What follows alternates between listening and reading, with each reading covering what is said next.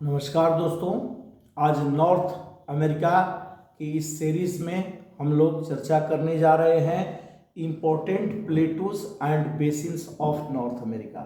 तो सबसे पहले हम देखें कि नॉर्थ अमेरिका में कौन कौन इम्पोर्टेंट प्लेटूज हैं जिसको कि हमें पढ़ना है और एग्जाम में पूछा जा सकता है। तो पहला ये है, आप देखते हैं कि इंटर माउंटेन प्लेटू कहते हैं, जो रॉकीज का विस्तार वेस्टर्न तक है और इसके बीच में जो लावा प्लेटू बना हुआ है, यह लावा प्लेटू चारों तरफ क्या है, ये रॉकी से घिरा हुआ है, इसलिए इसको हम इंटर माउंटेन प्लेटू के नाम से जानते हैं। अब गौर करिए, इंटर माउंटेन प्लेटू में चाहे पार्सल हो या फुली, अगर इनक्लोज्ड माउंटेन से है तो such type of mountain is called inter mountain प्लेटू।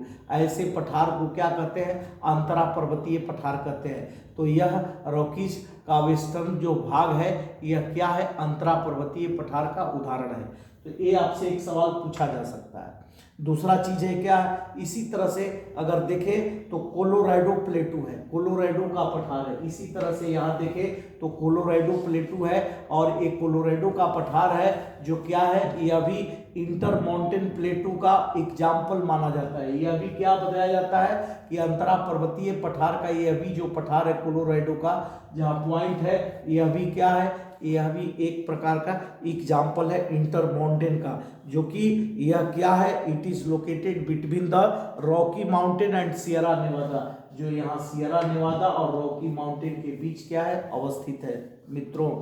अब देखिए इसमें और क्या हम देख सकते हैं जो इंपॉर्टेंट है, इट इज देखा जाए तो it is an example of volcanic plateau, यह भी वाल्केनिक प्लेटू का क्या है, एग्जाम्पल है। और इसमें क्या है, गौर करिए तो फ्लैट टॉप्ड मेसास पाए जाते हैं और बड्स भी इसमें निर्मित होते हैं। और इसका और क्या विशेषता है, इसमें हॉट डेजर्ट रीजन्स भी पाए जाते हैं। तो जो आपसे कोलोराडो पठार के विषय में पूछा जा सकता है, तो कोलोराडो के पठार के विषय में ये इंट्रा माउंटेन प्लेटू का एग्जाम्पल कौन है, कोलोराडो का पठार है, ये पूछा जा सकता है।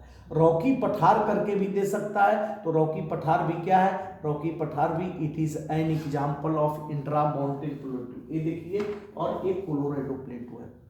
इसके बाद में हम क्या देखते हैं, कोलंबिया स्नेक प्लेटू। अब देखिए एक कोलंबिया स्नेक प्लेटू है, हमने बताया है कि एक कोलंबिया रिवर भी निकलती है और इसकी ट्रिब्यूटरी कौन है, स्नेक रिवर है। और ये कैसा पठार है, it is an example of lava, यह लावा पठार का क्या है, उदाहरण है। ये यहाँ पर लावा कैसा है, एक्युमुलेटेड है, संग्रहित रूप में है, गौर करिए। इसलिए यहाँ पर ये जो लावा है किस रूप में है, it is in the form of basalt, यह बेसाल्ट के रूप में है। और आप जानते हैं कि यहाँ बेसाल्ट के विस्तार से इंपीरियल जो वैली देखा था आपने, एक कॉटन कल्टीवेशन के लिए काफी उपयोगी था।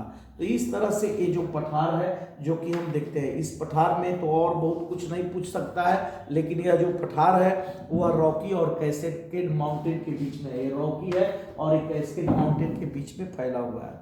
इसके बाद में आप हमारे पास में मैक्सिकन प्लेटू आता है। अब देखिए मैक्सिकन प्लेटू में क्या देखते हैं, ये देखिए मेक्सिको है।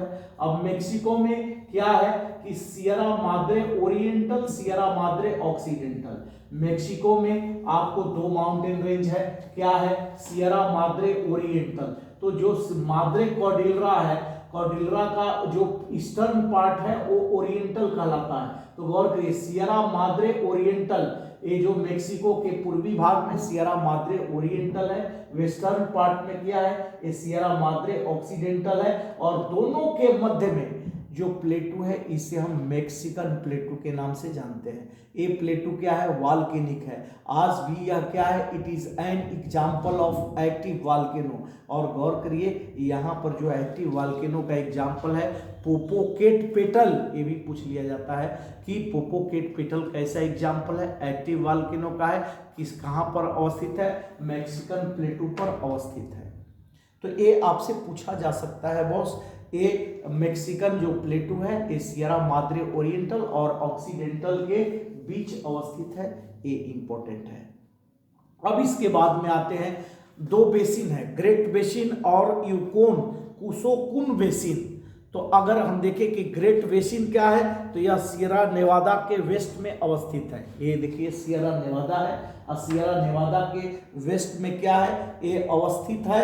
और गौर करिए ये वासाच जो माउंटेन है और ये रॉकी के ईस्ट में है। गौर करिए यहाँ पर हमें देखते हैं कि रॉकी के ईस्ट में है, इस तरह की स्थितियां बनी हुई है। तो गौर करिए एक ग्रेट बेसिन है जो कि फर्टाइल है और ये काफ़ी आपको कहा जाए तो यहाँ पर बेसाल्टिक फॉर्मेशन के चलते इस तरह की स्थिति बनी हुई है।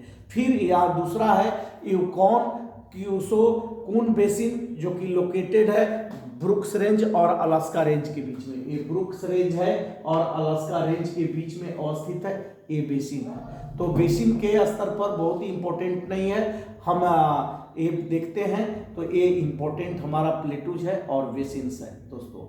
तो ठीक है, हम फिर इसके बाद के सीरीज में आते हैं जिसमें कि gulf of the north America को हम देखते हैं। तो नमस्कार दोस्तों, फिर हम अगले वीडियो के साथ मिलते हैं।